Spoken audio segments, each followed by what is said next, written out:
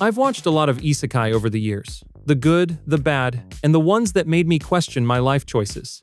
For this list, I'm ranking every isekai I've seen, and yes, I'm counting something as watched if I made it at least 3 episodes in. Some of these were so bad, I didn't dare go further, but they still earned their spot.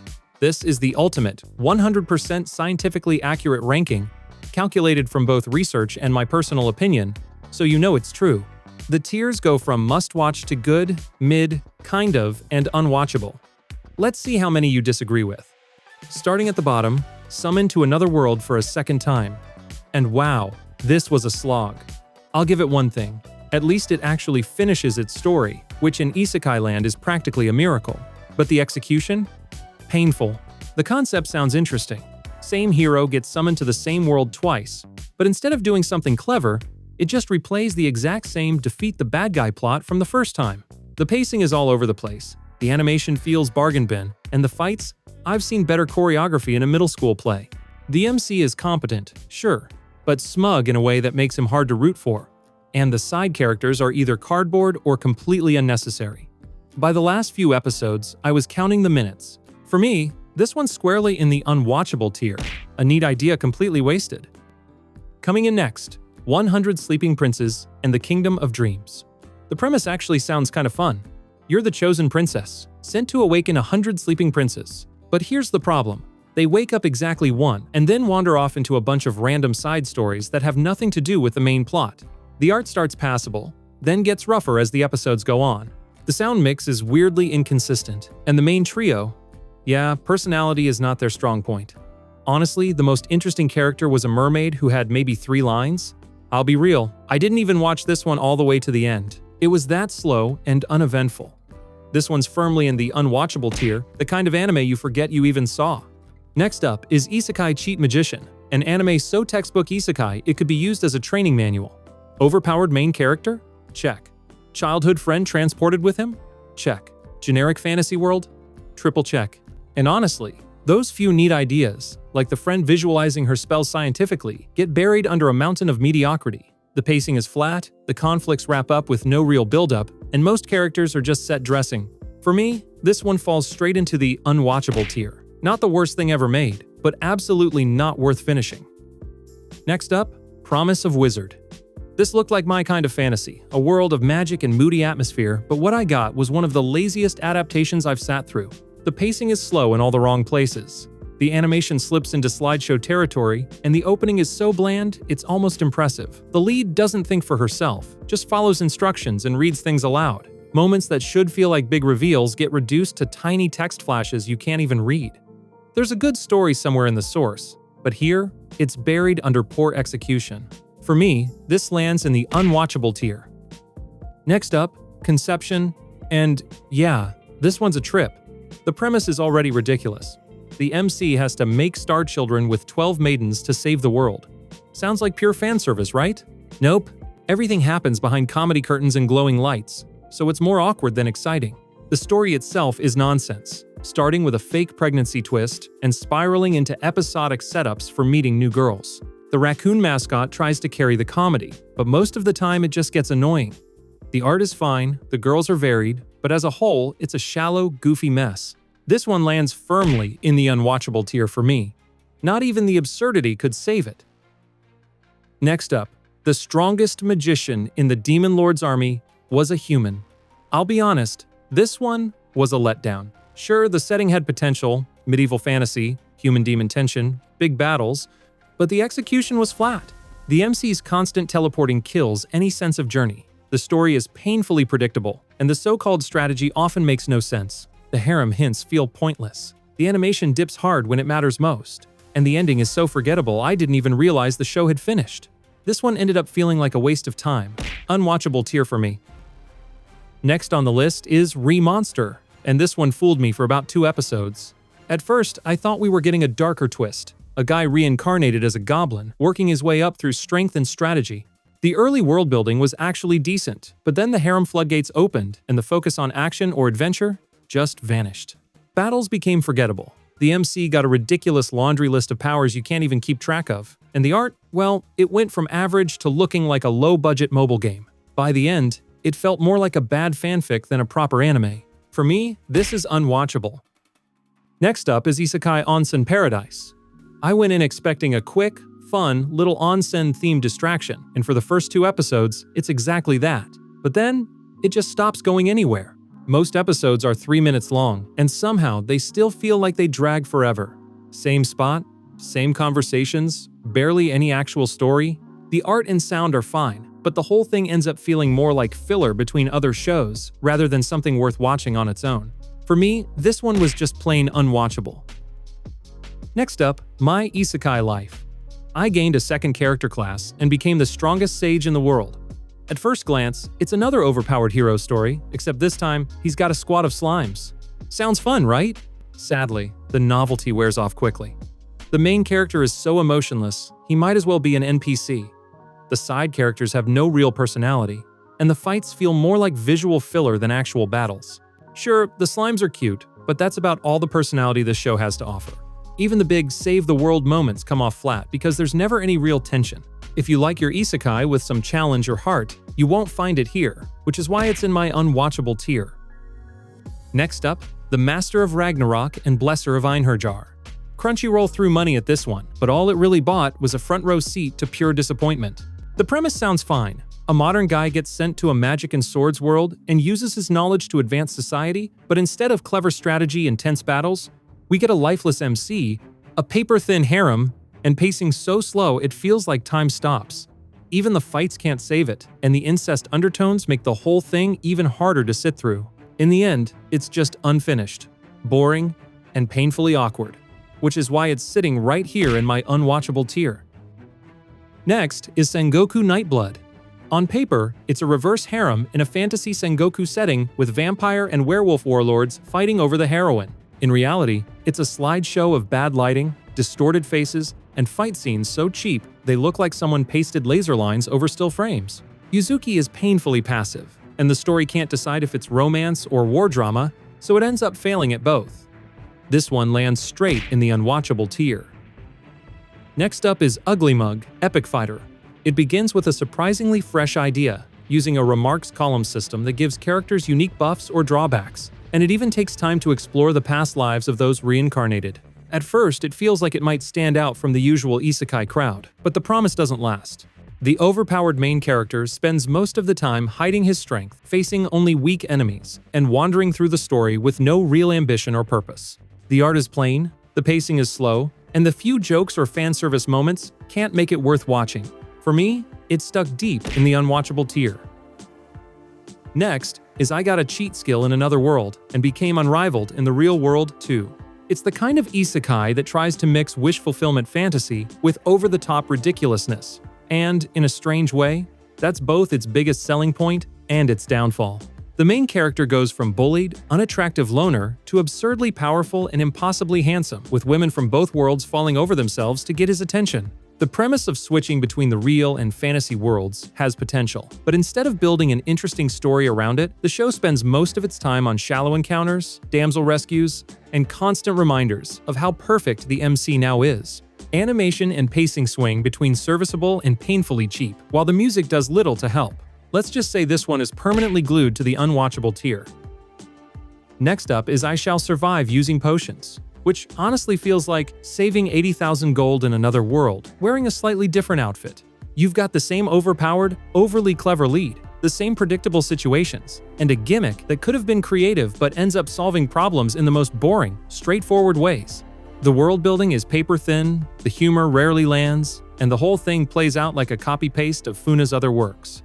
Animation is passable, music is forgettable, and there's just nothing here that stands out. This one sinks straight to the depths of my unwatchable tier without even putting up a fight. Coming up next, Merchin Maidchen, one of the most absurd openings I've ever seen, where Hazuki, a shy bookworm, chases a mysterious girl into a magical world and immediately gets thrown into nonsense situations that barely connect to the supposed magical battle royale plot. Instead of tension, we get random fan service, a lead so gullible it's painful, and animation that swings from rough to straight-up laughable. The characters are either bland or annoying, and the story never finds its footing. This one sits solidly in my unwatchable tier. Next up, the daily life of a middle-aged online shopper in another world.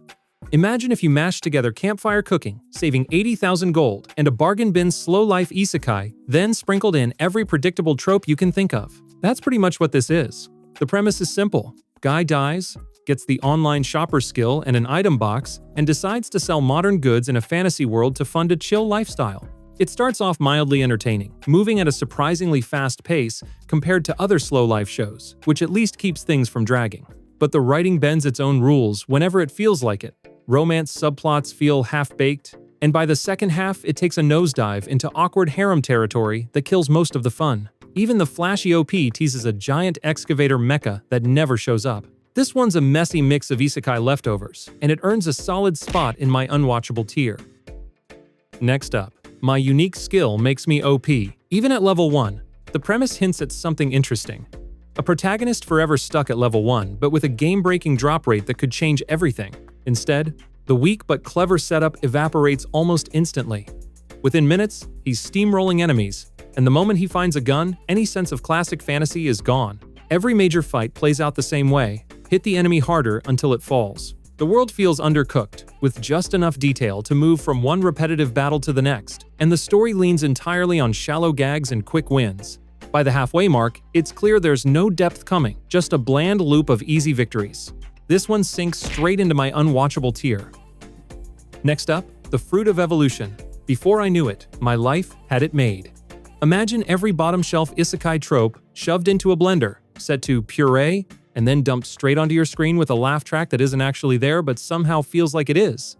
The first season, at least, plays out like goofy, harmless junk food, predictable jokes, over-the-top gags, and a protagonist who wins over every problem without breaking a sweat or breaking a plot.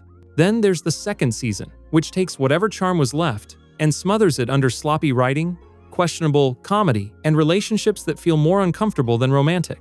The humor misses more than it hits, the animation swings between mediocre and downright ugly, and the world building is practically non-existent. I'm all for a dumb fun watch when it knows its lane, but this one swerves into a ditch and stays there, straight into my unwatchable tier. Next up, the beginning after the end. This should have been one of the standout isekai adaptations in recent years, given the rich source material it had to work with. Instead, it feels like all that potential got lost in translation. The story has strong bones, but the pacing is choppy. The tension never really sticks, and every time something big is about to happen, Arthur either gets bailed out or the resolution happens off-screen. The animation doesn't do the world or characters justice, making emotional moments feel detached instead of powerful. That said, there are glimpses of what could have been. Arthur as a protagonist has depth and a believable backstory that sets him apart from typical reincarnated power fantasies. But the adaptation plays it too safe, leaving us with a series that never escapes the shadow of what it could have been. This one sits in my mixed feelings tier. Coming up next, The New Gate. What starts as a VR MMO death game premise quickly turns into one of the safest, most flavorless isekai you can find. Shin is absurdly overpowered. The world feels like it's on pause until he shows up, and almost every challenge gets solved with zero consequences. The most interesting characters aren't even the main guy. Schnee and Gerard actually have depth, but the story sidelines them in favor of more bland hero moments. There's a small spark of potential in the Gerard arc, but it's buried under lazy writing and generic plot beats. At the end of the day, this isn't just forgettable. It's the kind of show that gives isekai haters ammo, unwatchable. Next on the list, Failure Frame. I became the strongest and annihilated everything with low-level spells. And honestly, the title is the most exciting part. This could have been a solid revenge isekai, but instead, it's dragged down by cookie-cutter writing, clunky animation, and some of the worst CGI choices I've seen in a long time. The premise sets up for high-stakes payback and brutal moments, but the villains are one-dimensional rage-bait types, and every fight boils down to the MC nuking everything with zero tension. The world-building shows hints of potential, but it's barely explored, and the characters have almost no real growth. In the end, this isn't the dark, gripping revenge tale it wants to be. It's a forgettable slog that lands squarely in my unwatchable tier. Next up, Sweet Reincarnation. You'd think a reincarnated pastry chef in a fantasy world would mean cakes, tarts, and mouth-watering baking montages. Instead, you get a buffet of politics, war councils, and noble family drama. With the desserts pushed so far into the background, you could count them on one hand. The world-building tries, but it's paper-thin. And every time the MC wants to bake, someone drags him back into yet another tedious plotline. It's not offensively bad, just frustratingly bland for something with such a sweet title. For me, this lands squarely in the unwatchable tier. Next on the list, The Eighth Son? Are you kidding me? It starts with a halfway interesting setup. An average guy wakes up as the youngest son of a broke noble family, which means no money, no inheritance, and no real prospects. He gets a magic teacher, gets overpowered fast, and that's pretty much the story. Instead of delivering on its political drama or party dynamics, it meanders between bland harem moments, shallow world-building, and side plots that feel like filler. Every character outside the MC is just there to prop him up, and even the political marriage subplot barely scratches the surface before getting lost in random detours. Add in the dull art, weak pacing, and monsters that look like they were imported from a budget video game, and you've got a fantasy that fails to be fun, tense, or memorable. This one sits in the unwatchable tier. Next up, Endride. At first glance, it's a standard trapped in another world setup, except the world beneath ours is a mix of Narnia vibes and Saturday morning cartoons like Spider Riders. That could have been fun, but Endride squanders it with bland characters, constant bickering that goes nowhere, and weapons so goofy they feel like rejected toy prototypes. The pacing crawls for most of the run, with only the final few episodes offering anything close to excitement. The villains aren't threatening, the fights have no real progression, and the plot feels like a half-finished draft that somehow made it to air. Visually, the setting has some charm, but it can't hide the messy writing, shallow cast, and laughable action. This one crashes straight into the unwatchable tier without a second thought. Next up is Tales of Wedding Rings, a harem fantasy where the hero must collect 5 magic rings from 5 wives to save the world. Sounds like it could be chaotic and fun, but it never really delivers. The art is great, but the relationships feel shallow. The first wife's jealousy is the only emotional hook, and the MC keeps rejecting intimacy, even though it's tied to powering up. As the harem grows, new members fade into the background, and the plot drifts into low-stakes adventuring. Nice visuals aside, it's even close, but still in the unwatchable tier. Next up, we're dipping into the kind of tier. The shows that aren't good enough to recommend, but aren't total disasters either. This is where you'll find the ones that you might finish if you're in the mood, or if you just want to see that one thing it does right. Apocalypse Bringer Minogra lands here partly because it's still new, but also thanks to its unique spin on the Dark Lord Isekai, a grand strategy vibe where the main character pulls the strings while others do the work. It's a cool concept, but most of the action happens off-screen, and it still feels like the real story hasn't kicked in yet. That's why it sits in the kind of tier.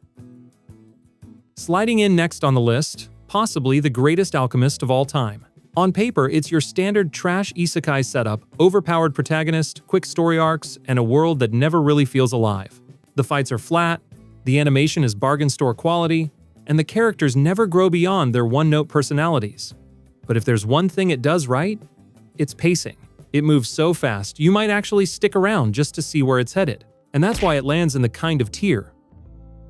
Sliding into the next spot, we've got The Aristocrat's Otherworldly Adventure, serving gods who go too far. And this one's a buffet of every isekai cliché you can think of. OP main character? Check. Bland supporting cast revolving entirely around him? Check. World building that feels like it was ordered from the bargain bin? Double check. Even the pacing rushes so much it's like the show's trying to speedrun its own plot. And don't get me started on the animation. It's rough, cheap looking, and the asset reuse in later episodes is impossible to ignore. But here's the thing. Buried under all the slop, there is a small spark. The world has a few neat quirks, and when the comedy actually lands, it gives the show a lighter, breezier feel than some other low-end isekai. It's not enough to save it, but it's at least something, and for that little flicker, this one slides into the kind of tier. Next on the list, The Water Magician, a show that lures you in with the promise of a calm, beautiful, water-themed isekai, only to leave you treading in shallow waters. The opening episodes tease gorgeous visuals and a relaxed slice-of-life vibe, but as it goes on, the animation quality sinks fast, backgrounds feel empty, and the story drifts aimlessly without much to hold on to. Characters barely develop, the comedy doesn't land, and whole stretches of episodes feel like filler without the fun. Still, I'll give it this. The idea of a water-focused isekai without a harem in sight is refreshing in its own way. And since it's still early in its run, there's a small chance it could turn things around. For now, though, it lands in the kind of tier. Sliding in next, Choyoyu. Choyoyu? Choyoyo? Damn, even the title feels like a tongue twister. This is high school prodigies have it easy even in another world. And it's basically what happens when you give 7 teenagers cheat codes and drop them into a fantasy map.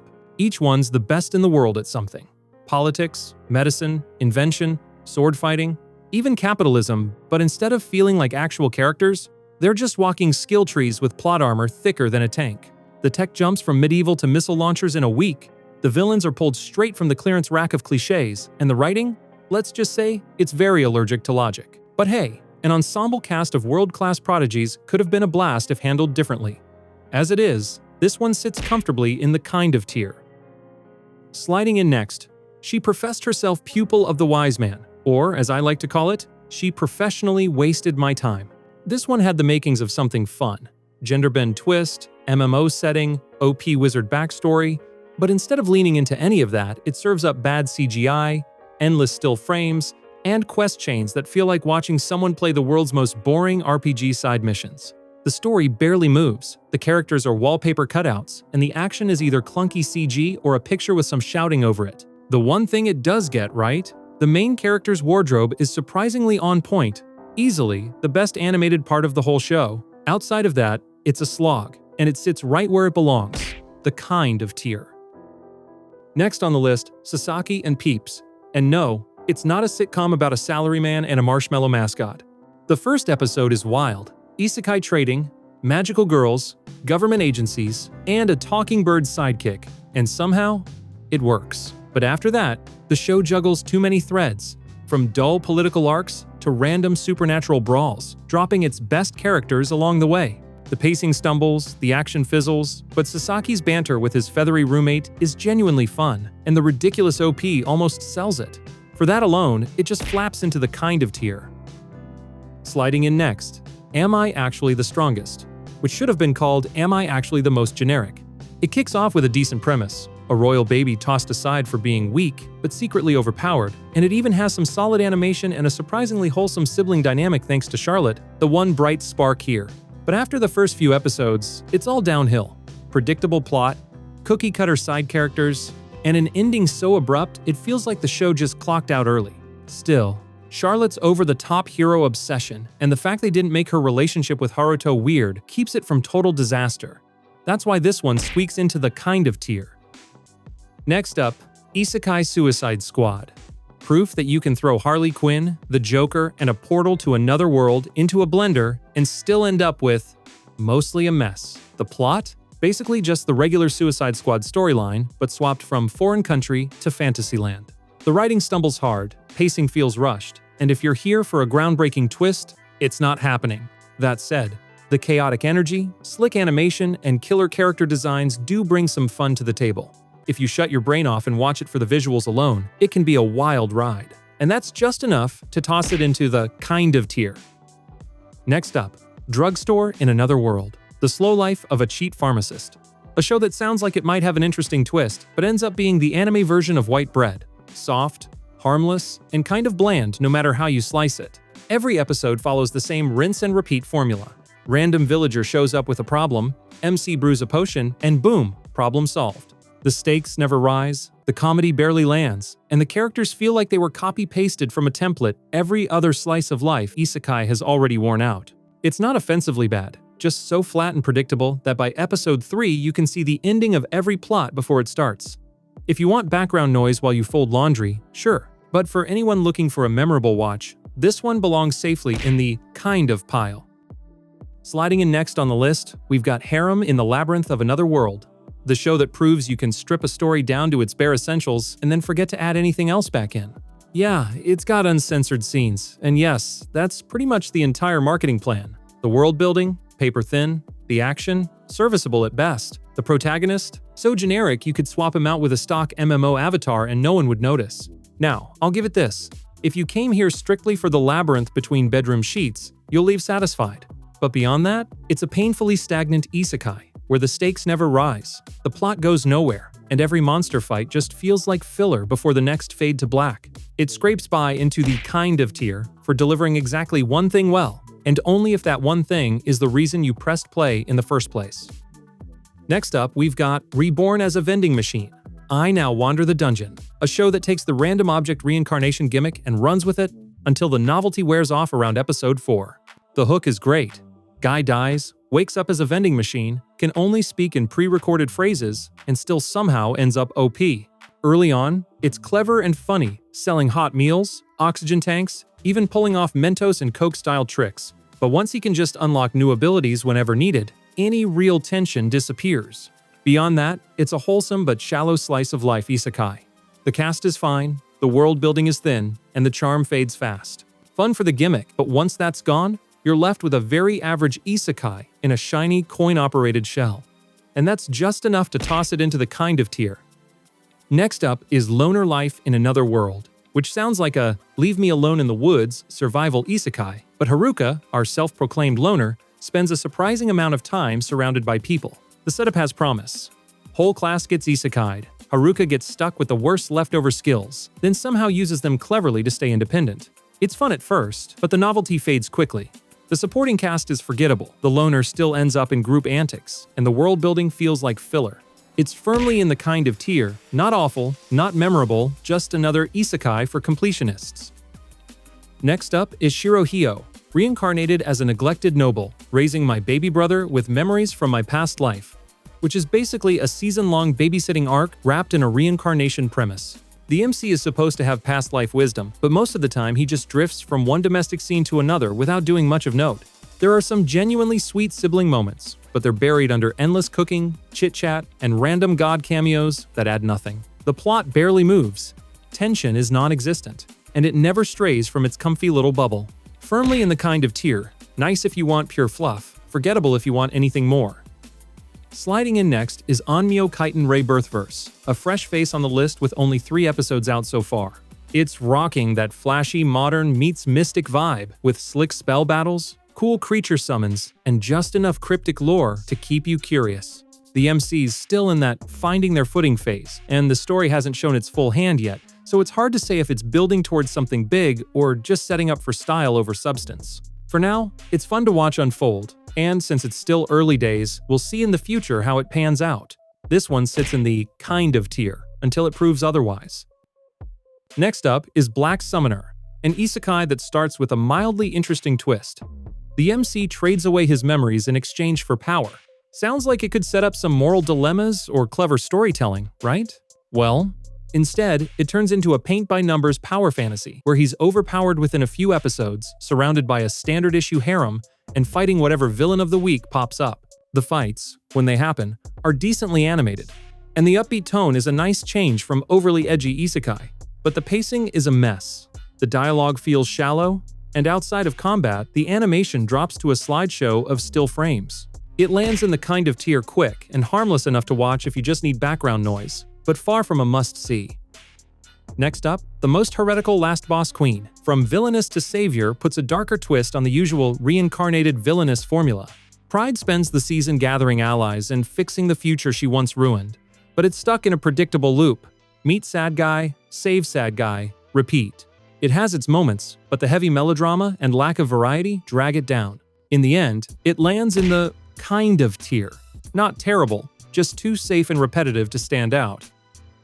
Next on the list, I'm in Love with the Villainess takes the standard reincarnated into an anime game setup and flips it with a Yuri romance, plenty of goofy chemistry, and a surprisingly thoughtful approach to sexuality, until it veers into an awkward incest subplot that completely derails the tone. While the dub is widely praised and the character banter can be fun, the lack of real tension, shallow personalities, and dropped themes keep it from rising above its gimmick. This one ends up in the kind of tier, entertaining in moments, but too messy to fully recommend. Next up, my instant death ability is so overpowered is the purest form of dumb OP isekai. And somehow, that's exactly why it works. The plot is basically non-existent, the animation is nothing special, and the MC has the depth of a puddle, but he's not a loud do-gooder or an edgy tryhard. He's calm, competent, and will casually erase any threat without breaking a sweat. The female lead is surprisingly useful too, which is rare for this kind of junk food anime. It's parody, it's brainless, it's over the top, and if you're here for serious stakes or world building, you'll hate it. But if you just want to laugh at an absurdly broken MC killing everything instantly, it's kind of entertaining in its own trashy way. Still, this one lands in the kind of tier. Next up, As a reincarnated aristocrat, I'll use my appraisal skill to rise in the world, which sounds like it's about political intrigue and clever strategy, but mostly boils down to the MC finding people with good stats and asking them to join his squad until he's collected a full set. The core idea isn't bad, he's not OP, and the real stars are the skilled side characters he recruits, but the MC himself is painfully naive, making big world peace speeches, while everyone else deals with the messy reality. The reincarnation angle barely matters. The politics are surface level, and the story runs on a rinse-and-repeat formula. The recruits are great, but the leader kind of feels like he's just there to point at the talent and say, "Wow, so cool!" It lands squarely in the kind of tier, watchable for the sidecast, but not much else. Next up, Budareba, the story of a man who turned into a pig, which, yes, is exactly what it sounds like, and no, it's not nearly as wild as the title promises. It starts out as a pervy gag isekai with a literal pig MC whose inner thoughts should be kept far away from polite company, paired with a mind-reading heroine who's somehow too nice to roast him alive. Early episodes lean so hard into the cringe that I almost bailed before the plot decided to get dark. And sure, it does get darker later on, but the world building is spoon-fed through clunky exposition, the characters never gain much depth, and the animation starts wheezing halfway through, so it ends up in the kind of tier.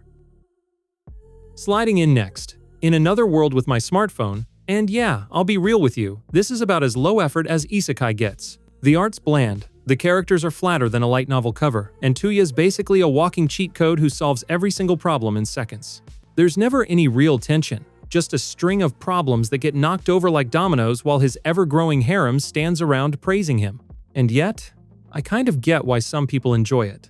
It leans so hard into the cliches that it almost feels like it knows exactly what it's doing. It's like watching a bad magic trick where the magician's smirk tells you he's in on the joke. Do I think it's good? Not really. But it's also not unwatchable. It sits in that kind of tier for me. Too lazy to be great, but too committed to its ridiculous premise to be completely boring. Next up, Dog Days, a bright candy-colored isekai where the war is just a big game and no one actually gets hurt. Season 1 does have its moments. The setting is gorgeous. The mid-season twist adds a spark of tension, and the finale wraps things up in a neat, feel-good way. But from my perspective, that's also where it falls apart. The stakes never feel real. The characters are more cute mascots than fully fleshed-out people, and the whole thing leans so hard into safe, consequence-free fun that it loses any real bite. I skipped seasons 2 and 3. I'd already had my fill of fluff, and from what I heard, they doubled down on filler and fan service. Fun to look at, sure, but still firmly stuck in the kind of tier. Next up, I'll Become a Villainess Who Goes Down in History, and honestly, Alicia alone almost carried this one for me. She's energetic, ambitious, smart, and actually tries to make her country better instead of just floating through her role like most anime leads. Watching her fix problems, call out injustice, and still somehow keep that chaotic, villainous flair was genuinely fun. But here's where it drops for me. The so-called saint is a paper-thin antagonist, all fake kindness and no depth until it's too late to care. And the romance? Yeah. Pairing Alicia with a guy who's been into her since she was 7 is creepy no matter how they frame it. Add in passable at best visuals, a story that drags after its midpoint, and an ending that undercuts Alicia's independence, and it falls into the kind of tier. Fun lead, flawed execution. Next on the list, My One-Hit Kill Sister. Basically a generic isekai with the twist that the MC's insanely OP protector is his sister, who's way too into him. That part's creepy and will make or break the show for you. There are some positives. The MC actually trains from zero. The supporting cast has a few standouts. The art's decent for a first-time studio, and the ED is way better than it has any right to be. But it's buried under constant fell into boobs jokes, flat side characters, and random story beats that go nowhere. Definitely kind of tier, not total trash, but only worth it if you're fine with dumb fun and can stomach the broke-on gags. Next up, Chillin' in Another World with Level 2 Super Cheat Powers. The title basically tells you the whole plot. Fleo gets tossed into a fantasy world, instantly becomes absurdly overpowered, and the show just coasts on that. There's a hint of something unique. He's actually summoned from another fantasy world, but it's wasted almost immediately. Instead, we get hollow conflicts, a romance with Fenris that's rushed and unearned, and a world that bends over backwards to make Fleo look perfect. Side characters like Blossom Squad are way more interesting, but the show never focuses on them. The result? It's an isekai in the kind of tier. Harmless, predictable, and occasionally pleasant when the cast clicks, but mostly lazy writing wrapped in standard tropes. If you skip it, you're not missing much. Next up is the mid-tier, the middle of the pack. These are shows that get a few things right and a few things wrong. The kind you can enjoy if you're in the right mood, but they won't stick with you once the credits roll. So, Fluffy Paradise starts strong on concept, a lead who animals instantly trust, plenty of creature comfort, and a mellow, low-stakes vibe. When it sticks to that, it kinda works. But the cracks show fast. The worst part is the MC and her childish attitude despite her being 40. She makes questionable calls and still gets rewarded. The animals are mostly scenery, there's little sense of real bonds. Mid-season, the show pivots into scattered human politics and half-finished threads, and the momentum dies. It has some cozy charm, but not much backbone. That's why it sits in the mid-tier. Next up is Dahlia in Bloom. It opens with a cozy charm, mixing solid world building, a magical tool-making hook, and a slow-burn slice-of-life vibe. But the isekai setup adds nothing. The pacing drags after the halfway point, and the animation dips from serviceable to rough by the end. Some parts work, the crafting concepts are creative, and a few character beats feel genuine, but too often problems get solved by others, making Dahlia's progress feel handed to her. For me, that's why it lands in the mid-tier. Sliding in next, Ishura. This one hooked me early with its huge cast of overpowered fighters, each with their own style, and the way it gave them dedicated episodes to build their backstories before throwing them into the fray. The world building is solid too, detailed politics, a creative magic system, and plenty of room to grow. But for all that buildup, the payoff feels small. Most battles are over in a single blow, and just as things start heating up, the season ends. It's a good-looking show with moments of real intrigue, but the slow pacing and lack of big payoffs kept it from hitting harder for me, and that's why I'm putting it in the mid-tier. Next up, Magic Maker. How to make magic in another world. And honestly, I kind of respect it for making the MC actually earn his magic instead of handing him God mode in episode 1. Watching him tinker with mana like a kid who just found his dad's toolbox, while balancing family, friends, and a bit of romance, is surprisingly fun. The main cast is solid, and the pacing works for a how-it's-made magic story. The flip side? That isekai label feels like it's just there for SEO, and the visuals play it way too safe. Some episodes get stuck in more mana bubbles mode, and the fights, well, blink and you'll miss them. Still, it's light, easy to watch, and has its moments, but it's not exactly blowing my robe off. That's why it lands in the mid-tier. Sliding in next is I'm Standing on a Million Lives, a show that had me sitting at, yeah, this is mid for almost the whole run, until the last 5 minutes. That ending doesn't just twist the knife, it turns the entire season on its head. Suddenly, all those seemingly random quests and awkward party dynamics start clicking into place, and you realize the MC's been playing a much bigger game than you thought. The journey to get there? Honestly, a mixed bag. But the character interactions, especially the way the MC stays unapologetically cynical yet calculated, kept me hanging on just enough to make that final payoff hit harder. It's not a ride for everyone, but if you've got patience and enjoy a good wait for it kind of twist, this one delivers. That's why it lands in the mid-tier. Sliding in next is Headhunted to Another World, from Salaryman to Big Four. A mid-tier pick that's more lighthearted workplace comedy than high-stakes fantasy war. Our overworked salaryman gets summoned straight into a general's role in the demon army, and instead of swinging swords, he's streamlining operations with business strategies you'd expect in a boardroom. It's not without flaws. Some conflicts resolve a little too easily, and the world building never quite feels as big as it should, but the mix of corporate problem-solving, a few fun side characters, and a unique isekai office vibe make it worth a casual watch if you're in the mood for something lighter. And that's why it lands in the mid-tier. Next up is Seirei Gensuki, Spirit Chronicles. It's your classic isekai cocktail of revenge plots, noble snobbery, and Magic Academy politics, but served in a way that's fine. The first episode teases a darker, more gripping story, but that edge fades quickly into a more standard, MC is secretly overpowered setup.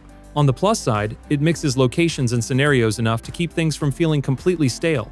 And there are moments, like Celia's storyline or some of the world-building detours, that work well. On the downside, Ryo himself is about as flavorful as plain rice. Conflicts resolve a little too neatly, and any meaningful pushback against the noble jerks just never comes. It's watchable, sure, but not exactly memorable, and that's why it lands in the mid-tier. Sliding in next is The Great Cleric. The hook here is simple. Instead of being overpowered from the start, our healer MC actually grinds it out, training day after day and slowly earning his skills. You know by now that I respect that.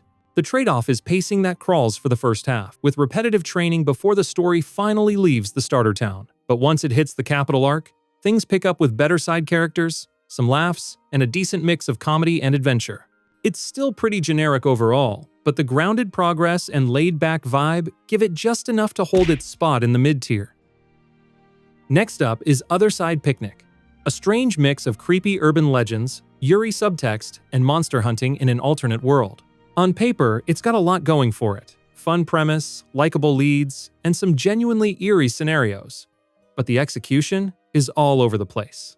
The episodic format keeps things moving, with the girls tackling a new mystery each time, but it also means the bigger plot about a missing friend barely gets attention.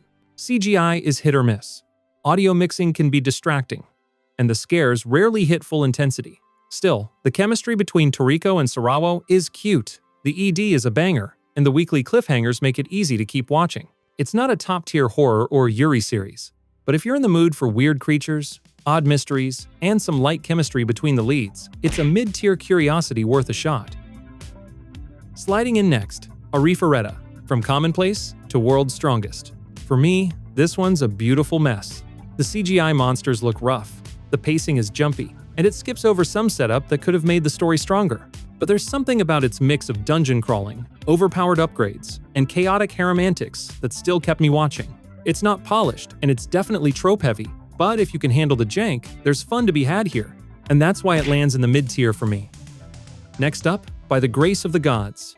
From my perspective, this is pure, slow-life isekai, slimes, laundry service, polite conversations, and an MC who's more interested in keeping things peaceful than chasing big adventures.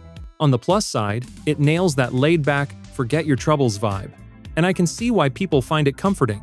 On the flip side, the characters feel a bit flat, and the pacing can drift into watching a laundromat open territory. If you're after high stakes or sharp writing, you won't find it here, but as a gentle, no-stress watch, it does its job, and that's why it lands in the mid-tier. Sliding in next, we've got In the Land of Leedale, a show that feels like it was built to be your background comfort noise. On the plus side, it's light, colorful, and has that easygoing, let's just vibe, fantasy energy. There's a certain charm in watching the MC wander around, help people, and enjoy her second shot at life without the usual high-stakes drama. The downside? It can get repetitive fast. The middle stretch feels like the same overpowered adventurer solving small problems loop on repeat, and when new characters finally show up late in the game, they don't have enough time to make a real impact. Humor's hit or miss too, especially when it leans on the same gag over and over. For me, it's the kind of show you throw on when you want something soft and low effort, but it's not the type I'd recommend if you're looking for depth or variety, and that's why it ends up in the mid-tier. Next up, A Journey Through Another World, Raising Kids While Adventuring. And yes, the title basically gives you the whole premise. It's a soft, low-stakes isekai about a guy who takes in 2 kids and travels around. The first few episodes have a nice, found family charm, but it quickly slips into a safe loop of overpowered dad, overpowered kids, and easy wins.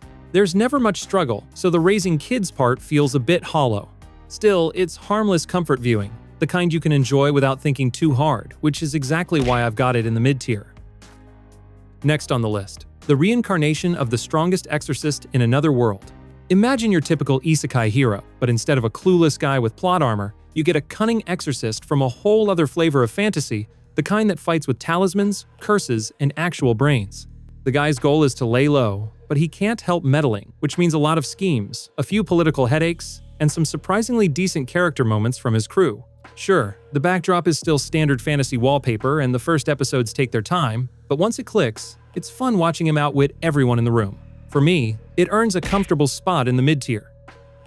Sliding in next, didn't I say to make my abilities average in the next life? This one's basically cute girls doing fantasy adventurer stuff with a heavy dose of meta humor, parody, and over-the-top reactions. On the fun side, the Crimson Vows group dynamic can be charming, and the opening theme is dangerously catchy. On the flip side, the comedy is a mixed bag. Some bits land, others get beaten into the ground until you just want them to stop. The animation's serviceable at best, and the I just wanted to be average gag wears thin fast when they keep blowing up mountains. Still, it's harmless fun if you're in the mood for something light and silly, and that's why it ends up in the mid-tier. Next up is How a Realist Hero Rebuilt the Kingdom, a political isekai that trades swords and dungeons for ledgers and town halls. The hook here is watching an ordinary guy dropped into a fantasy world not to slay demons, but to fix supply chains, reform policies, and somehow keep the kingdom from falling apart. I like that Kazuya isn't portrayed as flawless. He makes mistakes, adapts, and uses the skills of his allies well. The cast around him adds flavor, with Lycia as a supportive yet still learning partner, and side characters like Juna and Aisha, each bringing something different to the table. The problem? Pacing. For a show with a premise built on clever reforms and political maneuvering, it spends a surprising amount of time meandering through slower side plots, especially romance scenes that don't really move the main story forward. Action is minimal, and big events sometimes get resolved off-screen, robbing them of impact. Still, the mix of economics, politics, and light world-building was fresh enough to keep me curious, which is why I'd place it in the mid-tier.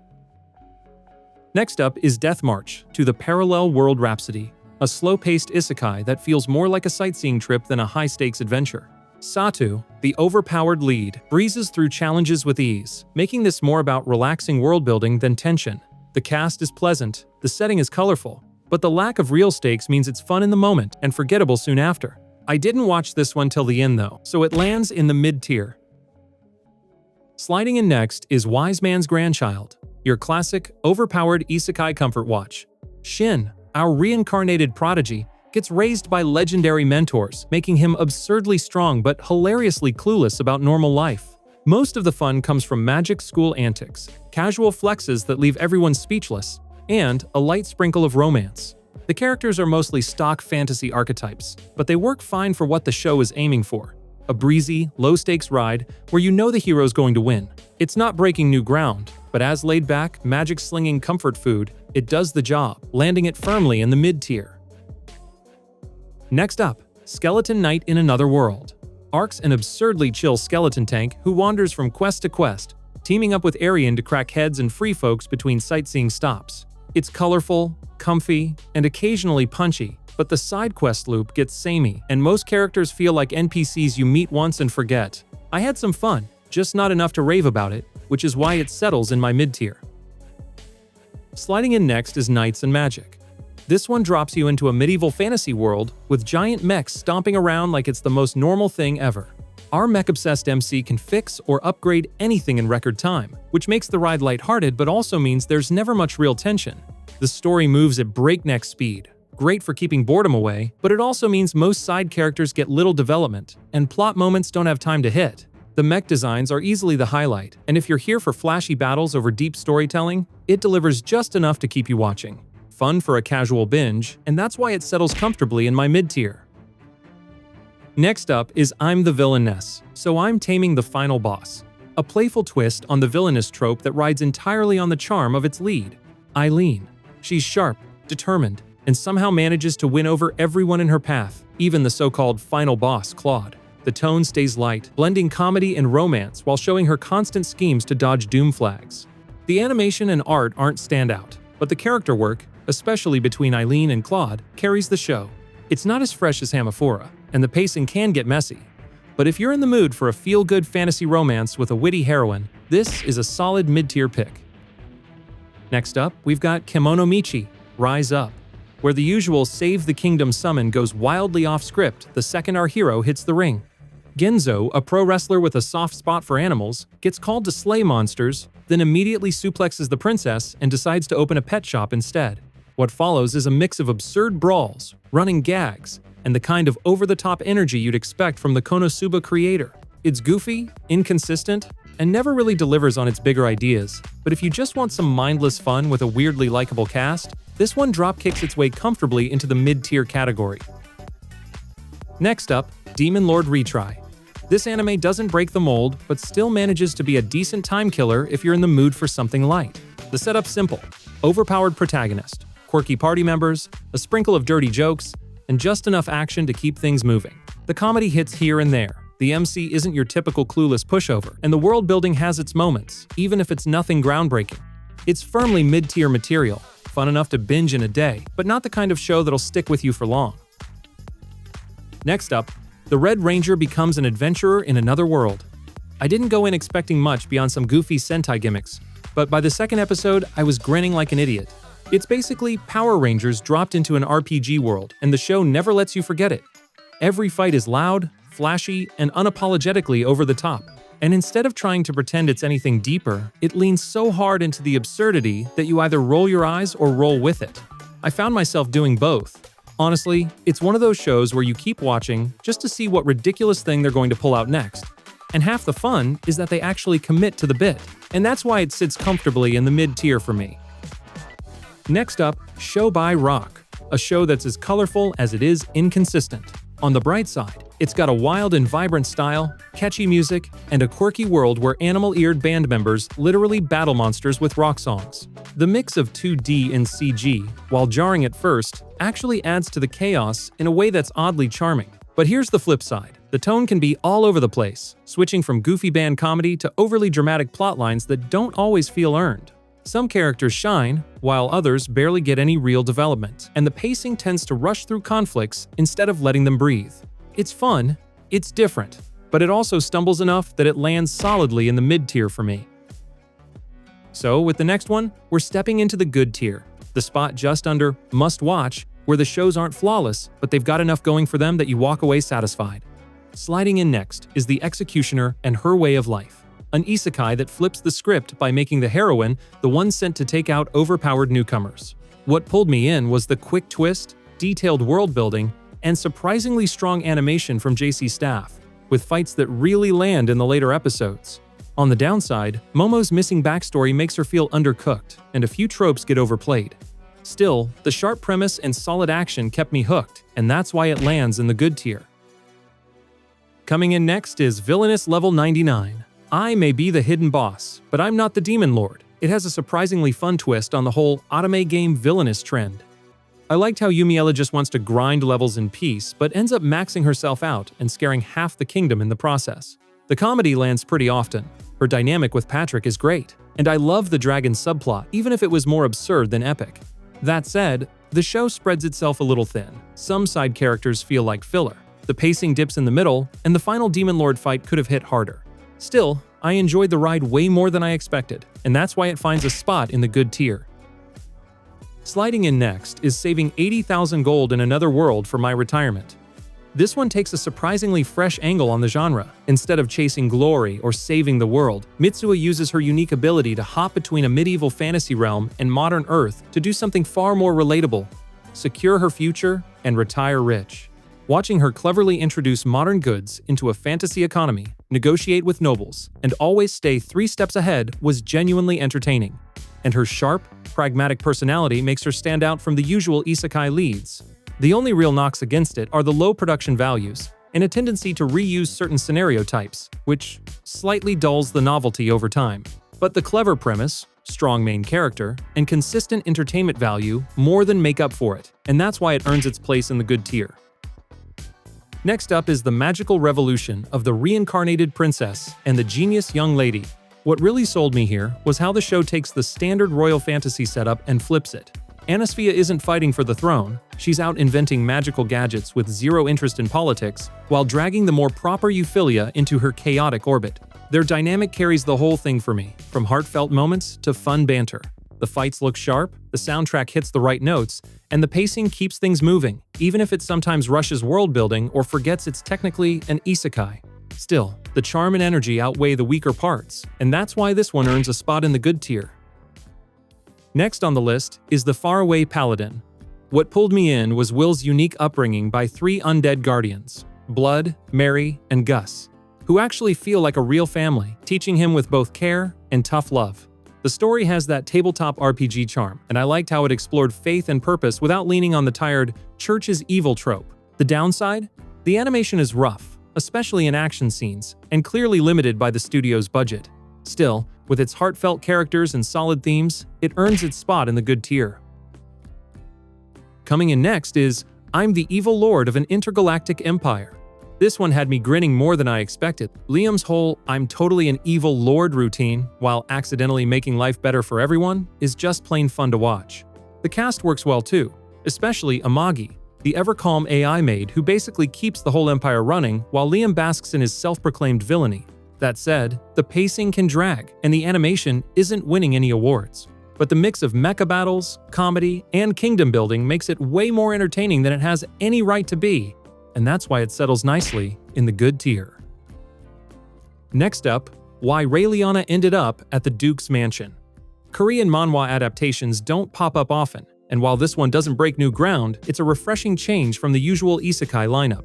Raeliana herself is a smart, proactive lead who knows her fate and works around it, and her back and forth with Duke Noah is the kind of playful, layered chemistry that keeps you invested. Their fake engagement setup adds just enough intrigue and tension to make every scene between them worth watching.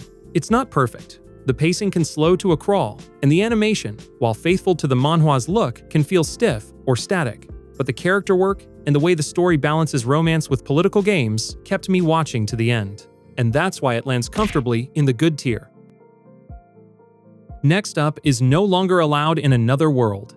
On paper, it's a fresh spin on isekai. Instead of a bright-eyed adventurer, we follow a depressed, suicidal author who gets dragged into another world and immediately starts looking for ways to die. That setup alone had me expecting either biting dark comedy or something deeper and more emotional. And to be fair, it does flirt with both. But after the novelty wears off, the show plays things surprisingly safe. The dark humor rarely pushes past surface-level gags, the side characters stick to pretty standard archetypes, and the villains follow a predictable, misunderstood pattern. Overall, it's a decent diversion if you want an isekai with a slightly different coat of paint, but it doesn't quite escape the good tier. Sliding in next is the world's finest assassin gets reincarnated in another world as an aristocrat.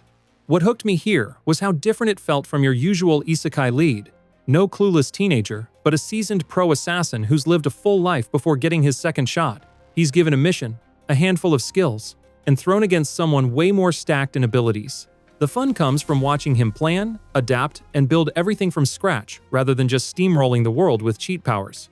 That said, it's not flawless. Some choices feel weirdly generic for such a creative setup, and the finale didn't quite stick the landing. Still, the mix of assassin, tactics, world building, and a protagonist who actually feels competent kept me engaged from start to finish. And that's why it makes its way into the good tier. Next up is Welcome to Japan, Miss Elf, a reverse isekai that flips the usual formula in a pretty fun way. Instead of just a guy going to another world, our MC ends up bringing an elf from his dreamlike fantasy adventures into modern Japan. And honestly, that's where the anime really works. Watching Marie experience everyday life, get curious about modern culture, and build a natural romance with Kazuhiro is easily the highlight here. Their chemistry feels warm and genuine, without dragging things out with pointless drama. The flip side is the constant back and forth to the fantasy world. It's not bad, but it's standard RPG isekai fare and doesn't add much. Every time the story jumps back there, it loses some of that cozy, grounded charm it has in Japan. Still, the characters are likable, the romance lands, and it's a feel-good watch when you're in the mood for something light, which is why it comfortably sits in the good tier. Sliding in next is Parallel World Pharmacy. This one swaps swords and dragons for scalpels and prescriptions. The hook here is actually pretty fresh. Instead of another clueless high schooler, we've got a reincarnated medical researcher who uses his modern knowledge to bring affordable healthcare to a medieval fantasy world. Early on, this works surprisingly well. The show blends light world building with actual medical logic. The characters click, and there's a wholesome drive behind the MC's goal. But that spark doesn't last forever. Around the halfway point, pacing issues creep in, and the final arc rushes to the finish line with a generic, overpowered resolution that undercuts the earlier grounded feel. It's still a fun and unique twist on the genre, especially in those first 8 episodes, but the backstretch keeps it from hitting its full potential. Even so, the concept alone earns it a spot in the good tier. Sliding in next is Reincarnated as a Sword. For me, the best part is easily Fran and Shisho's relationship. It's warm, fun, and gives the whole show a sense of heart. The fights look great thanks to C2C's sharp animation, and watching Fran grow stronger while staying true to herself is genuinely rewarding. If I had to nitpick, the villains are pretty bland and don't add much tension. But overall, the charm of its leads carries it far, and that's why I put it in the good tier. Coming in next is Kuma Kuma Kuma Bear. For me, this was pure comfort viewing. Yuna wandering around in a bear suit, helping villages, solving problems, and casually crushing monsters never failed to put a grin on my face. The light comedy and relaxed pacing made it an easy watch, and her interactions with the supporting cast gave it that warm, slice-of-life vibe I didn't know I needed. If there's one thing holding it back, it's the complete lack of real stakes. She's so overpowered that battles feel more like chores than challenges. But if you're in the mood for cozy fantasy rather than high tension, that works in its favor, and that's why I'm putting it in the good tier. Next on the list is The Wrong Way to Use Healing Magic. I went in expecting a pretty by the numbers isekai, and in some ways, that's exactly what I got. Hero summoning, a rare magic ability, a harsh training arc, but what pulled me in was how much personality the main cast had, especially Usato and Rose. Their dynamic felt genuine, with Usato's growth from clueless tag-along to capable healer soldier being one of the show's biggest strengths. Even Suzuna's interactions avoided the usual forced romance cliches, which kept things refreshing. If there's one thing that didn't land for me, it was the war arc. After all that buildup, it felt more like a quick skirmish than a large-scale conflict, and the resolution for certain villains came across way too soft. Still, the character chemistry and solid pacing made it a fun watch for me, so I shoved it into the good tier. Sliding in next is The Saint's Magic Power is Omnipotent.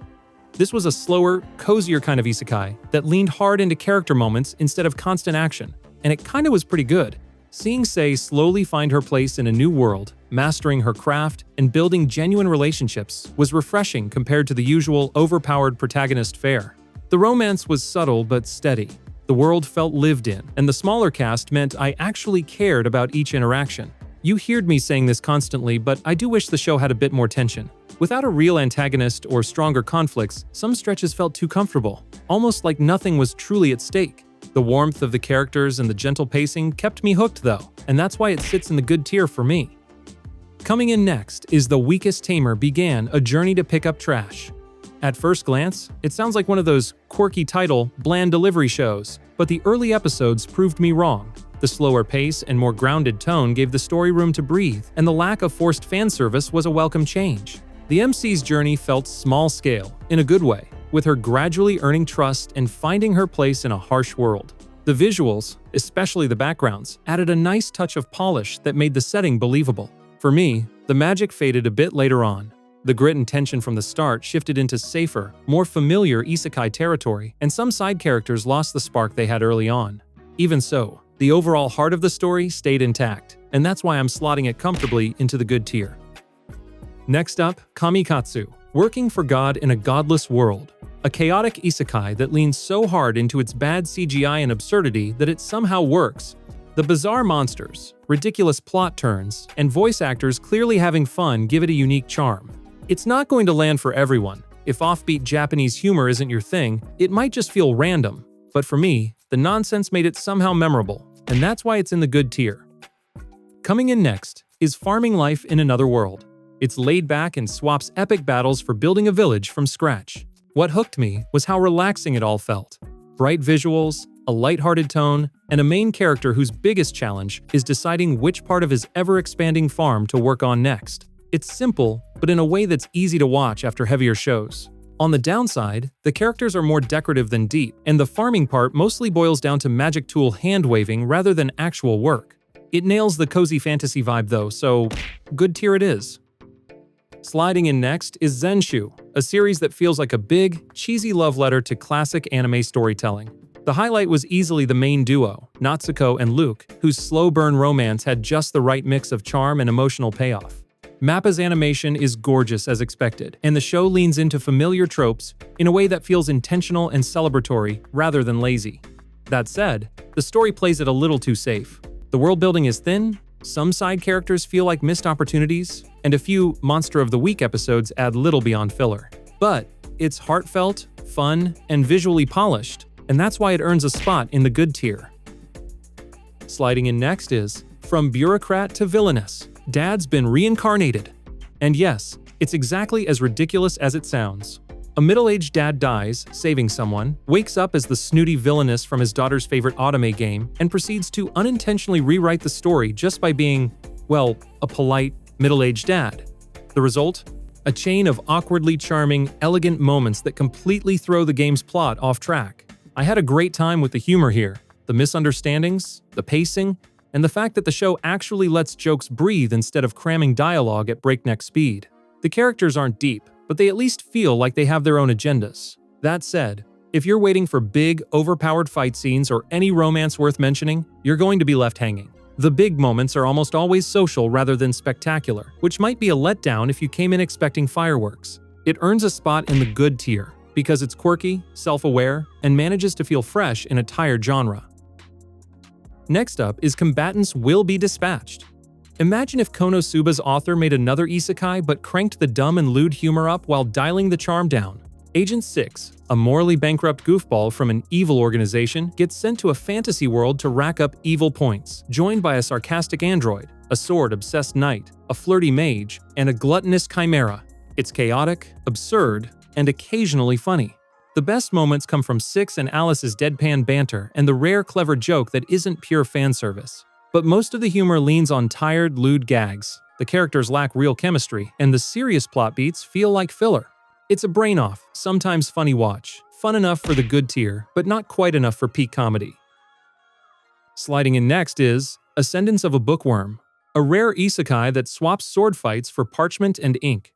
We follow Mine, a modern-day book lover reborn into a frail child's body in a world where books are scarce and expensive. With no magic shortcuts, she sets out to invent paper, ink, and printing methods from scratch, all while juggling a mana illness that could kill her. Across its 3 seasons, the show slowly builds from Mine's humble experiments to her deeper ties with merchants, nobility, and the church, raising the stakes for her dream and her life. It's heartfelt, clever, and surprisingly tense when Mine's ambition clashes with the power structures around her. The pacing can drag and the focus stays almost entirely on Mine, leaving the rest of the cast underdeveloped. But if you're patient, this is a unique, grounded take on isekai, and that's why it earns a solid spot in the good tier. Coming in next is Life with an Ordinary Guy Who Reincarnated into a Total Fantasy Knockout, or as I like to call it, my best friend is now a gorgeous girl, and I have a lot of feelings about it. The show's main hook is watching Tachibana and Jinguji navigate an isekai world while also dealing with the awkwardness and comedy of their new dynamic. The banter between them is the heartbeat of the series, and there are genuinely sweet, self-aware moments about friendship, attraction, and identity that make it stand out from the usual isekai crowd. The fantasy setting itself is pretty generic, and a few jokes, especially ones tied to slavery, land awkwardly.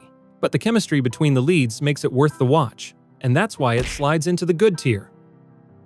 Coming in next is I've Been Killing Slimes for 300 years and Maxed Out My Level, a cozy slice of life fantasy about Azusa, an overworked office worker who dies, gets reincarnated, and accidentally becomes absurdly overpowered after 3 centuries of casually killing slimes. Colorful visuals, a lovable all-female cast, and wholesome found family vibes make it the anime equivalent of a stress relief cup of tea, and Season 2 continues the same lighthearted, episodic adventures with a few new faces. Like so often in isekai, it's very low stakes, sometimes too low. There's little plot progression, the comedy can be hit or miss, and the isekai setup barely matters after episode 1. Still, if you like cute girls doing cute things in a fantasy world, it's a relaxing watch that delivers exactly what it promises, so it lands in the good tier. Sliding in next is Handyman Sai 2 in Another World. In this fantasy adventure, is being able to fix a lock or mend armor just as valuable as casting a fireball.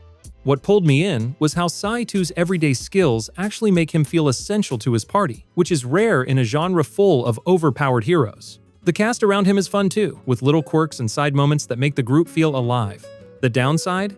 The first half is all over the place, with choppy pacing and scene jumps that make it hard to connect early on. But once it finds its rhythm, the payoff in the later episodes feels earned and surprisingly wholesome. For me, that balance of heart, comedy, and a bit of chaos makes it a solid pick for the good tier. Next up is The Dungeon of Black Company, an isekai that swaps epic hero quests for hard hats and corporate misery. I loved how shamelessly it roasts workplace culture, turning dungeon crawling into a satire of capitalism. Ninomiya, our greedy, scheming MC, is always cooking up his next big score, backed by a crew that's equal parts ridiculous and endearing. From Rim, the bottomless pit dragon girl, to Wanabe, the poor lizardman just trying to survive. The animation's dated, the soundtrack's forgettable, and the story sometimes skips around like it lost a few pages. But the sharp humor and chaotic energy kept me hooked, and that's why it lands in the good tier. So, now we come into the must-watch tier, the part of the list where every title here is something I think is worth your time. These aren't just good shows, they're the ones I'd tell any isekai fan to check out. And, in this case, we're even breaking my usual rule. I normally skip spin-offs. Coming in next is The Slime Diaries, and the reason it's here is simple. It's one of those rare spin-offs that actually adds to the experience. Instead of epic battles and political drama, this is all about the daily life in the kingdom. Festivals, farming, winter fun. It's like opening a window into the quieter side of Rimuru's world. The cast feels exactly like you remember them, and the humor, warmth, and little character interactions make it a relaxing, feel-good watch. For me, the easygoing atmosphere and the joy of just spending time with these characters is what makes it stand out. That's why it's in the must-watch tier. Next on the list is Fate, Grand Order, Absolute Demonic Front, Babylonia. Holy moly, what a name! But despite the name, this game adaptation actually nails it. Cloverworks takes the seventh singularity from the mobile game and delivers some of the best visuals and fight choreography the Fate franchise has seen outside of Ufotable. The world building feels alive. The cast has great chemistry, and the mix of high-stakes battles with slower character moments keeps things engaging. If I had to nitpick, a couple of late-game episodes feel rushed and skip over some standout moments from the source material. But overall, it's an epic ride that balances spectacle with heart, and that's why it lands in the must-watch tier. Sliding in next is Digimon, Digital Monsters. And yeah, this one's pure must-watch territory for me, mostly because of nostalgia. It's easy to see why it still has a loyal fanbase. The mix of adventure, friendship, and surprisingly heavy themes like loss and self-discovery gave it way more heart than your average kid's anime. The Digidestined actually grew as characters, and their bond with their Digimon partners made every evolution feel earned. Sure, the animation hasn't aged well, and the fights often boil down to power up and win, but that never stopped it from being fun. If you were there when it aired, it's a time capsule worth revisiting. And if you weren't, it's a slice of anime history that still packs an emotional punch, and that's why it lands in the must-watch tier.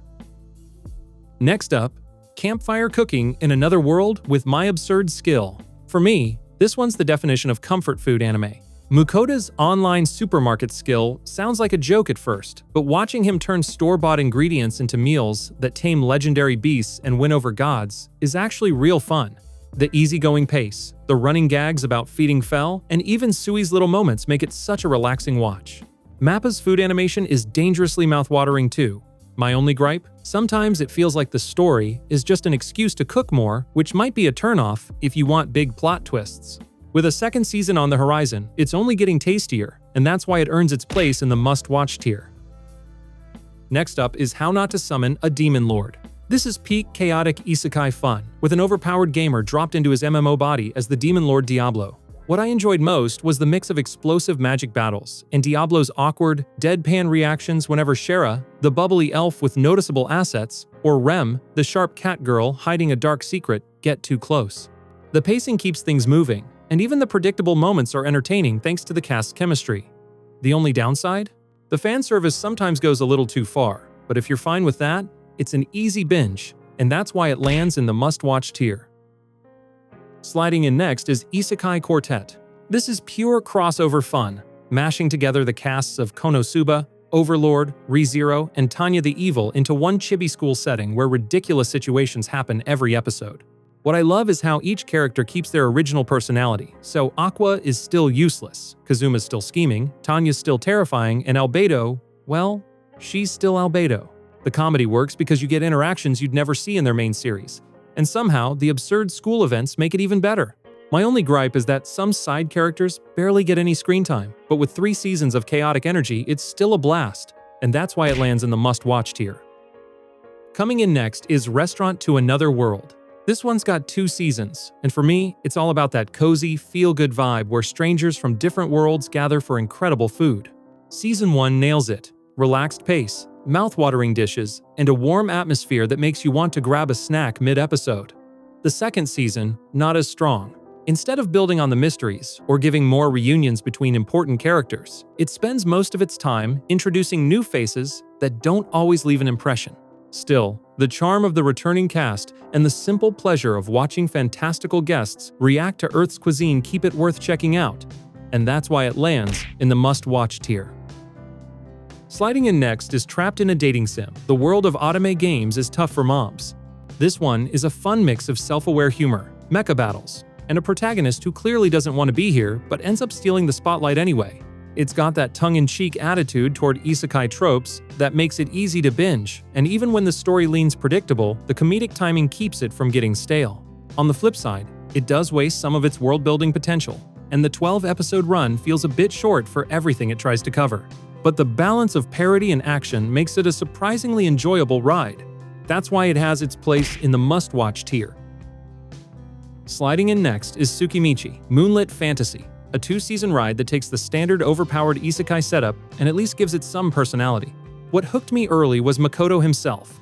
Not your usual blank slate hero, but a guy with real principles, a full range of emotions, and a knack for attracting equally eccentric allies like Tomoe and Mio.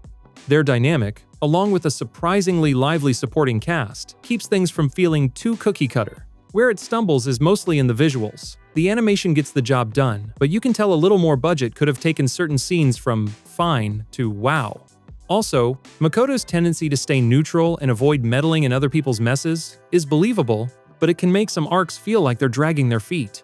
The mix of humor, character, chemistry, and world-building moments kept me watching all the way through, so must-watch tier it is. Next up is Sunny Boy, and I'll be real with you, this one's special. It's weird, messy, gorgeous, and probably one of the boldest anime experiments I've seen in years. What stood out to me wasn't some hidden meaning that only geniuses can unlock, but how blunt and straightforward it actually is. To me, Sunny Boy is just a coming-of-age story dressed in surreal clothes.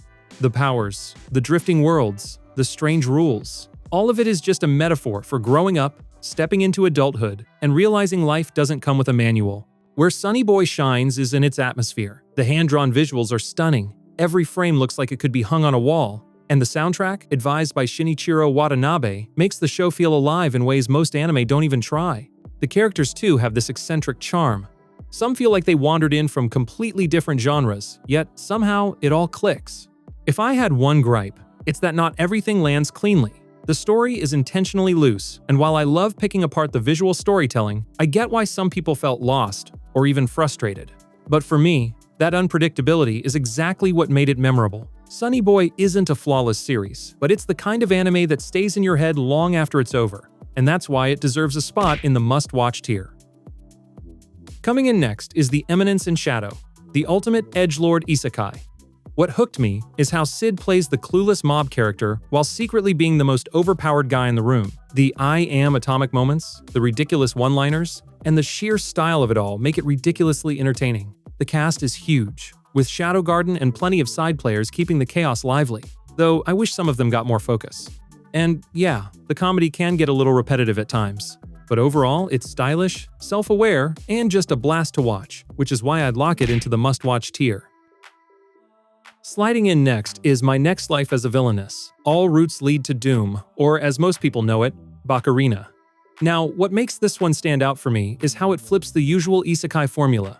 Instead of being reborn as the overpowered hero, Katarina wakes up as the villainess of an anime game where literally every ending spells doom for her. Rather than panicking, she just kind of vibes her way through life, gardening, eating sweets, and accidentally winning over basically everyone around her. Across its 2 seasons, the show balances lighthearted comedy with those occasional doom flag scares. The running gag of Katarina's inner council, her brain versions arguing over every move, never gets old for me. Plus, I like how she builds genuine friendships with characters who are supposed to be enemies in the game. On the flip side, the middle stretch of the story sometimes slows down too much, and a lot of that initial tension fades while Katarina just coasts along. But her chaotic charm and the mix of romance and comedy kept me enjoying it, and that's why Bakarina lands firmly in the must-watch tier. Next up is Uncle from Another World. Instead of another teen isekai, we follow an uncle who already lived through one 17 years ago and now retells his glory days after waking from a coma. The fun comes from how it flips every classic isekai trope into comedy gold, with the uncle's cluelessness, Sega obsession, and deadpan storytelling carrying the whole show. The downside? There's barely any real plot, just gag-filled flashbacks, so don't expect big stakes or progression. But if you're in it for parody, nostalgia, and dumb yet brilliant uncle energy, this one delivers, and that's why it lands in the must-watch tier. Coming in next, The Rising of the Shield Hero. The first season honestly had me on the edge of my seat. Now Fumi being thrown under the bus with false accusations gave the whole show a darker edge. And watching him fight his way back up was surprisingly gripping. His bond with Raftalia is what really sold me. The way they lean on each other feels genuine, and it gives the series a heart that a lot of isekai lack. But here's where it slips. Now Fumi as a character starts off sharp and bitter, which I loved, but over time he edges toward being another bland isekai protagonist. Season 2 especially didn't do him any favors. The pacing is messy, the stakes don't feel as strong, and it just loses that spark the first arc had. The side characters are hit or miss. Raftalia and Philo bring some life, while the other heroes are just cardboard cutouts at this point. The action and visuals have their moments, but the reliance on rough CGI monsters pulled me out more than once. On the flip side, Mad Kid's openings still go hard, and the music in Season 1 kept the tension alive. For me, Shield Hero is one of those shows that starts strong, stumbles later, but is still worth checking out if you're into darker takes on the Isekai formula. The first season alone carries enough weight to make it memorable, and that's why I'd place it in the must-watch tier. Next up, we've got Gate. The hook here is simple but brilliant.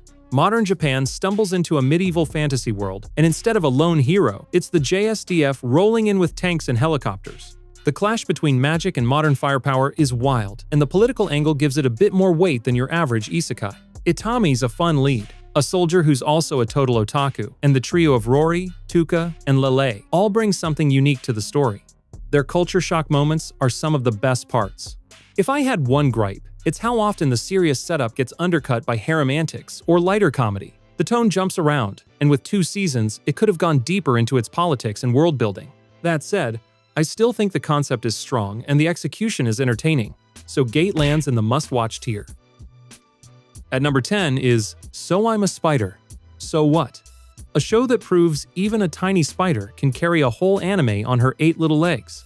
The setup is wild. A group of students dies and gets reincarnated into a fantasy world, and while most get lucky with powerful roles, our girl ends up as a weak spider stuck in a deadly dungeon. Instead of giving up, she fights tooth and claw, well, fang, to survive, using an RPG-like skill system to evolve, level up, and slowly become terrifyingly strong. Her sarcastic, upbeat commentary makes even life or death battles fun to watch. And honestly, Kumoko steals every single scene she's in. But while Kumoko's side of the story is witty, tense, and full of charm, the human side feels pretty generic. Bland characters, clunky pacing, and way too much screen time compared to the spider's adventures. Kumoko's personality and her insane boss fights make this one worth checking out if you like your isekai with a twist though. Clearly a must-watch.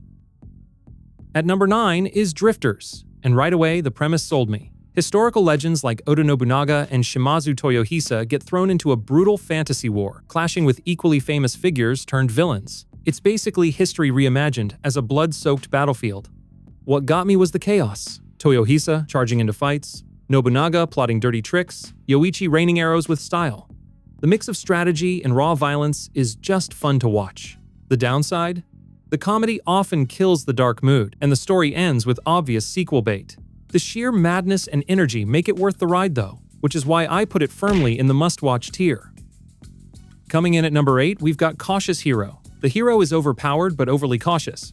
This anime is built on one joke, but it's a pretty good one. Seiya is so paranoid about every fight that he ends up overtraining, overplanning, and basically nuking even the weakest monsters just to be safe. What pulled me in wasn't just that running gag, but how well it bounced off Ristardi, the goddess who's constantly freaking out at his over-the-top behavior. Their chemistry makes the comedy land way harder than I expected. That said, not everything clicks. The side characters barely matter because Seiya hogs the spotlight, and when the final episodes suddenly shift into straight melodrama, it feels like the show lost track of what made it fun in the first place. Even with those issues, I had a blast with Seiya's absurd approach to heroics. It's dumb, self-aware, and way more entertaining than you'd think from the premise, and that's exactly why it deserves a spot in the must-watch tier. At number 7, we've got Grimgar, Ashes and Illusions. This one doesn't hit you with flashy powers or big twists. It's all about that slow, quiet struggle to survive. It's amazing how real it feels. The group starts off completely helpless, barely able to take down a single goblin, and every small win feels earned. The watercolor art and mellow music give it this almost dreamlike vibe, but the emotional weight keeps it grounded. The pacing definitely leans slow, and some characters, especially early on, don't get the development they could have liked, but if you're into character-driven stories that take their time, this one is the right one for you. That mix of mood, struggle, and subtle growth makes it stand out. It belongs in the must-watch tier for sure. At number 6, stepping in loud and blue. That Time I Got Reincarnated as a Slime is 4 seasons deep and still feeding me cozy fantasy brain candy. It wasn't the power trip, it was Rimuru himself, acting like an actual leader that hooked me in. The appeal is watching a literal slime build Tempest from scratch, cut deals, and diffuse problems with charm before nuking them with skills. The world has texture, dwarven craft, goblin growth, demon lords with personality, and the Shizu arc that gives the show a real heartbeat. Milim crashing the party is pure chaos in the best way. Visually, it's bright and readable, and the soundtrack keeps the sense of adventure humming along. I do think some arcs meander. The stakes dip whenever Rimuru steamrolls, and the fan service swings wide at times. But the character chemistry, the city-building loop, and those occasional emotional punches outweigh the fluff for me. It's one of the few long-running isekai that stays inviting instead of exhausting. Easy recommend from my side, and that's why it lands in the must-watch tier. At number 5, Overlord. Also 4 seasons in, it's still a neat flip. The guild leader becomes the final boss and runs world conquest like office work. What I enjoy most is the dead serious tone, while everyone in Nazarick treats Ainz's throwaway lines like divine strategy. It grows from dungeon dives to full-on statecraft, with Demiurge and Albedo quietly steering empires and Season 1's Momon arc giving pure adventurer fun. The cast carries a lot of scenes. Cebus, especially, and Madhouse gives everything a cold, grand look that fits the tomb. It's not perfect though. The Lizardmen stretch in Season 2 drags, the big CGI crowds in Season 3 look rubbery, and Ainz being near untouchable cuts some tension. Even so, the mix of dry comedy, scheming, and villain point of view keeps me locked in. That's why it earns a spot in my must-watch tier. Coming in at number 4, Re:Zero. And you know by now when an anime is 4 seasons deep, it's usually pretty good. This one, for instance, takes the comfy isekai setup and drags it through a meat grinder. For me, the appeal is simple. Return by Death isn't a cheat, it's a burden, and Subaru actually breaks under it. The loops shift with each reset, stakes climb, and the show isn't shy about getting bleak. When it slows down for character beats, Subaru's brutal self-reckoning, Rem's episode 18 confession, Beatrice finally opening up, it hits. I also love the craft around the edge. The soundscape swings from airy to sickly in seconds. The faces sell the panic, and the big arcs in seasons 2 to 4 dig into manipulation, faith, and consequence. Oh, and by the way, Rem is the bestest waifu, prove me otherwise. I do have gripes though. Amelia gets sidelined too often, the royal selection thread wanders, and a few loops linger longer than they need to. Subaru will test your patience, especially early, but the payoff keeps landing, and the series keeps finding new angles on its core idea. That balance of misery, mystery, and momentum works for me, and that's why it sits firmly in the must-watch tier. At number 3 is the Saga of Tanya the Evil. You get an icy salaryman reborn as a tiny frontline mage, a petty being X poking the bear, and aerial dogfights that look like Napoleonic artillery strapped to jet boots. The fun is in the contrasts. Tanya's sweet doll face, the sharky inner monologue, the crisp salute, followed by a ruthless cost-benefit calculation. I also like how the show plays war as logistics and paperwork as often as gunfire, with strategy briefings that actually matter once the shells start flying. What pulled me in most was the tone. It runs on black comedy and grim pragmatism without winking every 30 seconds. Battles feel weighty. The world has an industrial stink to it, and the chess moves between staffs and nations keep the tension up. My knocks. The supporting cast can feel like mission labels more than people, and Being X's theology debates sometimes turn into loudspeakers. The story also pauses rather than concludes, so you're signing up for the long haul. Net take, sharp concept, mean execution, memorable lead. That cocktail works for me, and that's why I slot it in the must-watch tier. At number 2, sliding in with 2 seasons, is Mushoku Tensei, Jobless Reincarnation. For me, this works because it treats the whole second life idea like an actual life. We sit with Rudy from crib to caravan, learn languages with him, see magic as a craft, and watch the world unfold through travel, tutors, and messy family drama. The pacing is patient, the payoffs feel earned, and Studio Bind makes every field, spell, and skyline look lived in. I also love the way the OP sequence doubles as a mini travelogue each episode. Small touch, big immersion. On the character side, Rudy is flawed to the point of being hard to root for at times. I think the show is strongest when it frames his growth against those flaws rather than brushing them off. When it leans into cheap gags around his pervy streak, I bounce off. Your tolerance there will decide a lot. Outside of that, the supporting cast is stacked, and the big turning points hit because the groundwork is solid. It isn't spotless, but I had a great time, and that's why I'm planting it firmly in the must-watch tier. Taking the throne at number 1 is Konosuba. Over 3 seasons, this is the only isekai that still makes me laugh out loud every episode. For me, it comes down to chemistry and timing. Kazuma's dry gremlin energy, Aqua's weaponized incompetence, Megumin's single-spell devotion, Darkness tanking pain like it's a hobby.